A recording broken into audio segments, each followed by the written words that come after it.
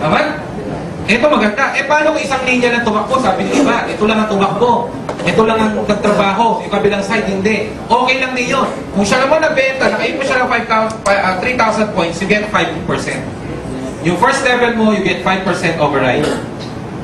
Yung second level mo, 4%. Third percent, 3%, 2, 1, 1, 2, 3, 4, 5. Maximum income, 125,000 per month. Maganda, maganda, maganda.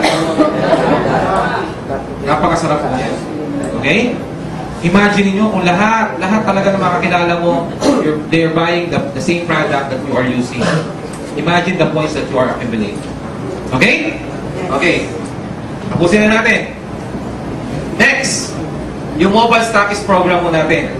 Itong mobile stockist, so as I've said, if you want a bigger discount, katulad doon ng mga grupo ko sa Hong Kong, okay? Yung mga grupo ko sa Hong Kong doon, mga nag-work sila 6 days a week doon, during Sundays off sila. Okay? At nagkukumpulan sila sa isang lugar doon sa Hong Kong. Siyempre, mga gusto yan, nagbebenta ng mga produkto, gano'n, di ba? Alam nyo, marami na ako mga stockists doon, they are earning at least 5,000 a week by just selling the products. Ang maganda doon, kaya mas malaki kita nila because some of them are stockists. Okay? Anong advantage pag stockist kayo? For example, yung glutathione na 700, if you're a stockist, makukuha mo lang at 560 pesos. So, ang laki ng profit margin mo. Kung kayo po ay product center katulad ko, makukuha mo lang siya at 490. Okay? If you sell it at 1,400, again, as I said, your profit margin is up to 150%. Ganun kalaki po yan. Palakpakan nun natin yan. Okay? So sa mga seryoso, desididong i-market yung produkto sa lugar nyo, unahan nyo na. You apply for a stockist or a product center, if possible. Okay? Then we have a special incentive program. Meron tayong profit sharing. Okay? A part of the earning of the company will be given back to us. Meron tayong raffle. Ito na ho, December 16. Incidentally, I'm inviting all of you. December 16 at Metro Bar, we will have our Christmas party. Doon po i-raffle yung mga premyo tulad na ito, Radio Nokia, Mac, kotse. Yan po. This coming December 16 na yan. Okay, so don't be absent. Liwanag po? Yan, meron tayong local travel getaway. Meron tayong international. Kaya kung mapapansin nyo, medyo maitim kami kasi nung last All Saints Day, we were in Palawan, Dos Palmas, Palawan. Nag-kayaking kami doon, nag-snorkeling kami doon. Nako, ang pagkain, buffet, lahat ng seafood, napakasarap. 3 days po kami doon. Lahat po yun, sagot ng company. Yung international natin, before Hong Kong, itong this coming December, international natin will be at Dubai. Kasi we'll be opening our office in Dubai. Okay? Yan po. Ano pa? Meron tayong sistema. Susundin lang po yung sistema. Gusto nyo yumaman? Yes! Sundin nyo yung sistema. Huwag yung sarili natin sistema, sundin natin. Kasi we have done that for so long already. Okay? Nung ginawa namin yung sistema, yung mga inalungan ko, ginawa yung sistema, ito nangyari sa kanila. Yan. They enjoy the benefits, the bounty. In fact, yung iba sa kanila, ito ho. Yan. Karamihan ho dito, yung mga inalungan ko, tulad ni Ardel, yung kanina. Yan, yan po yung Honda CR-V niya. Ito po, inalungan ko dito, caregiver siya sa Amerika, ngayon hindi na nag-caregiver. Nakabili ng kotse. Grabe, gulong pa lang ng kotse niya, isang kotse ng katumbas. Matindi. Ito ho, si Kurt Paco, siya nakakuha ng grupo sa Ireland. Negosyante, medyo nalugi sa traditional. First car niya dito, BMW. Yan yung isa sa mga 8 na alukan natin. Ito pa ho, isa sa mga alukan natin. Ito si Ariel, din na yun.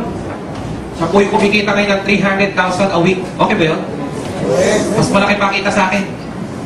Meron naman ho ito, asawa ng OFW, si Ma'am Grace. 3 years yung asawa niya. Naghirap sa Korea, work ng work. Diba? Hindi sila magkasama. Dito, 1 year pa lang siya, nakabili siya ng bahay at lupa at kotse. Pinauwi niya na yung asawa niya, sabi niya, ako na lang trabaho. Tagal mo dyan. Diba? Ako naman ang i-lubricate mo. Okay? And sino susunod? Sino susunod? Kayo ang susunod. Palakpakan niyo yun. Alam niyo po, Kung itong mga tao na inalokan natin ay yumaman, ano mangyayari sa inyo? Exactly, ganun nangyayari sa akin. Ginawa ko yung negosyo, tinulungan ko yung mga tao na niwala sa akin, sinunod namin yung sistema pare-pareho, nung yumaman sila, yumaman din ako. Nakabila ko ng bayan tupa, nakabila ko ng mga sasakyan. Bilihin nyo, yung Fortuner ko, 11,588 lang yan. Okay ba yun? Yeah? Oh, nakapag-travel kami buong pamilya, sa Hong Kong, sa Canada. Oh, kapag may shooting ang anak ko, kasama na ako. May time freedom eh. Yung iba nga, nagiging close ko na. Tulad nito, yan, close na kami. Si Angel Oxin. Oh, yan ang ex ko. Ano yung present ko? Ito, si Dennis Trillo. Yung Gagambino, di ba? Yan ang present namin eh. Oo. Ang maganda doon yung maraming ipon. Di ba? Gusto niyo ba yung hindi pa ubos? After 1 week, meron na naman? Yes! Ang sarap ng ganun, di ba? Yung problemahin mo, paano gastusin? Yes! Iba kung paano hanapin eh, di ba? Ito, paano gastusin? Sino masarap po dyan? Okay? Sinunod namin yung sistema, yung kanina imposible, pwede maging 1 million possible dreams. Palakpakan na natin. So yung tanong natin kanina, what does the future holds? Diba? Meron bang magandang kinabukasan sa darating na panahon?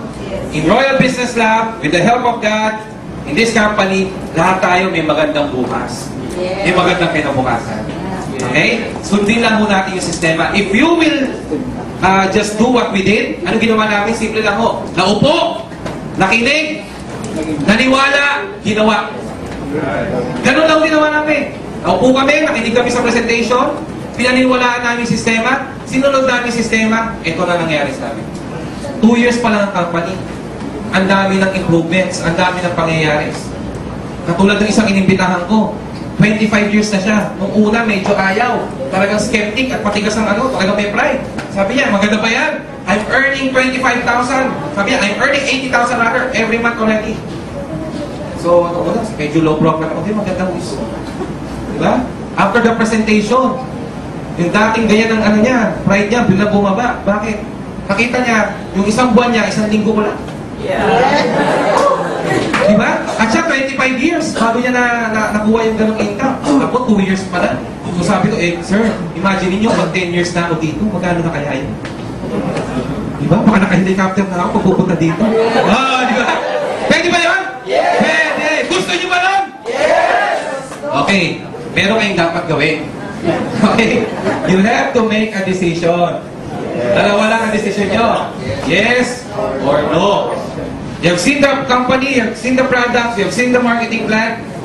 You have to decide. Okay?